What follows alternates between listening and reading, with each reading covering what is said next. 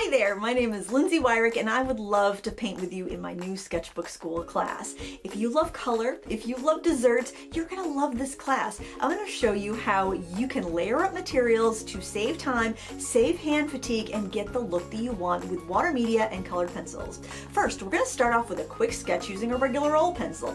Then we're gonna add a really loose and juicy wash of color. I'll be using Derwent Inktense pan paints, but you can use whatever inks or watercolors you like.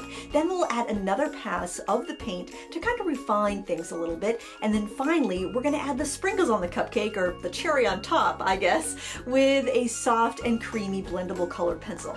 I'll be using Derwent ChromaFlow colored pencils. This will give you a gorgeous, voluminous, delicious, yummy result. So please, won't you join me for my new Sketchbook Skool class? I can't wait to paint with you.